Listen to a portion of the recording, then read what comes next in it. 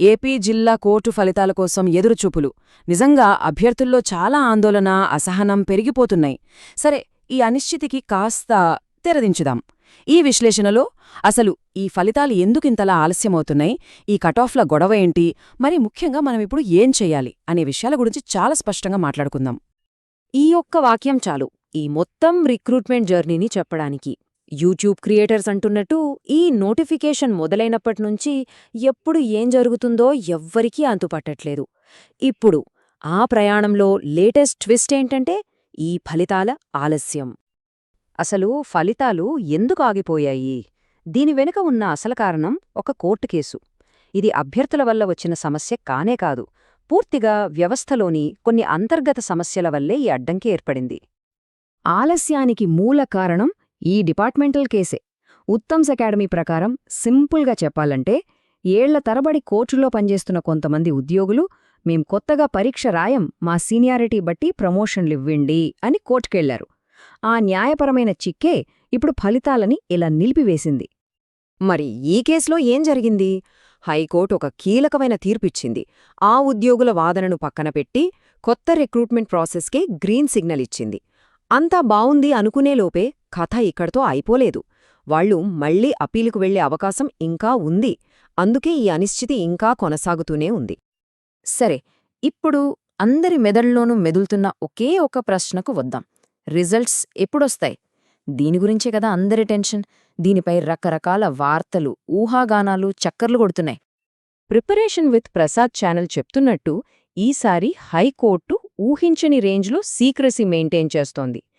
ఎంతలా అంటే లోపల డిపార్ట్మెంట్లో పనిచేసేవాళ్లక్కూడా సరైన సమాచారం లేదట. దీనివల్లే ఈ రూమర్స్ ఇంకాస్త ఎక్కువయ్యాయి. ఒకసారి ఈ స్లైడ్ చూడండి, పరిస్థితి ఎంత గందరగోళంగా ఉందో అర్థమవుతోంది. డిసెంబర్ మధ్యలో అంటారు, 3వ వారం అంటారు, 31వ తేదీ అని ఒకరు, కాదు నెల చివర్లో అని ఇంకొకరు, ఒకవేళ అప్పటికీ రాకపోతే సంక్రాంతి తర్వాత అంటున్నారు. ఇలా ఒక్కొక్కరు ఒక్కో మాట చెప్పడంతో అభ్యర్థుల్లో అయోమయం పెరిగిపోతోంది. ఇక్కడ ఉత్తమ్స్ అకాడమీ వాళ్లు ఒక ఇంట్రెస్టింగ్ పాయింట్ చెప్పారు. సాధారణంగా రిజల్ట్స్ ఇచ్చే ముందు ఆఫీసుల్లో ఒక రకమైన హడావుడి ఉంటుంది కదా, కానీ రిజల్ట్స్ సెక్షన్లో అలాంటి హడావడి ఏమీ కనిపించట్లేదట. దీన్ని బట్టి ఏమర్థం చేసుకోవచ్చు? ఫలితాలు రేపో మాపో వచ్చే అవకాశం బహుశా తక్కువేనని ఇది సూచిస్తోంది.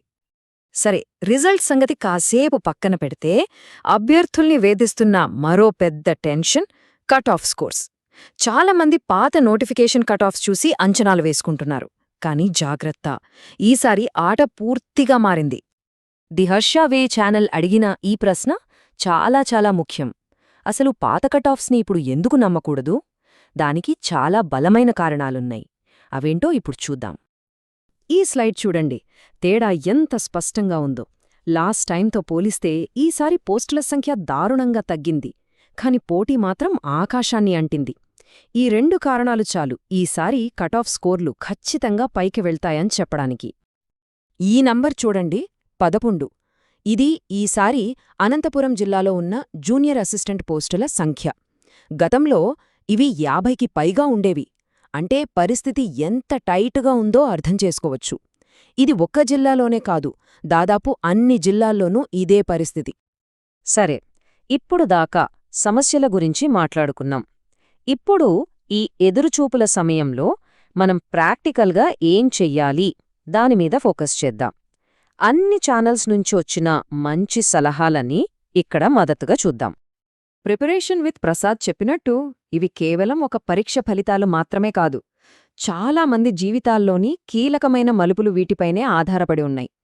పెళ్ళిళ్ళు, ఆర్థిక భద్రత, కెరీర్ ప్లాన్స్ అన్నీ ఈ ఒక్క రిజల్ట్తో ముడిపడి ఉన్నాయి. ఈ ఒత్తిడిని అర్థం చేసుకోగలం. మరి ఈ వెయిటింగ్ టైంని వేస్ట్ చేయకుండా ఏం చెయ్యాలి? ఫస్ట్, మీ సర్టిఫికెట్లన్నీ రెడీగా పెట్టుకోండి. సోషల్ మీడియాలో వచ్చే నెగటివ్ కామెంట్స్ని అస్సలు పట్టించుకోవద్దు. స్కిల్ టెస్ట్ ప్రాక్టీస్ ఆపకండి. అన్నింటికన్నా ముఖ్యంగా దీనిమీదే కూర్చోకుండా వేరే ఎగ్జామ్స్కి ప్రిపేర్ అవ్వడం మొదలుపెట్టండి. ఇది చాలా ముఖ్యమైన విషయం. గత రిక్రూట్మెంట్లని చూస్తే రిజల్ట్స్ వచ్చిన 10-12 రోజుల్లోనే డాక్యుమెంట్ వెరిఫికేషన్ పెట్టేస్తారు. అప్పుడు హడావిడిగా సర్టిఫికెట్ల కోసం పరిగెత్తే పరిస్థితి రాకుండా చూసుకోవడం చాలా అవసరం. చివరిగా మనల్ని మనం వేసుకోవలసిన ప్రశ్న ఇది: ఈ ఒక్క ఫలితం కోసం ఎదురుచూస్తూ కూర్చుని మన చేతిలో ఉన్న వేరే అవకాశాల్ని, విలువైన సమయాన్ని వృధా చేస్తున్నామా? ఈ నిరీక్షణను దాటి మన కెరీర్ని మనమే ముందుకు నడిపించాల్సిన సమయమిది. ఆలోచించండి.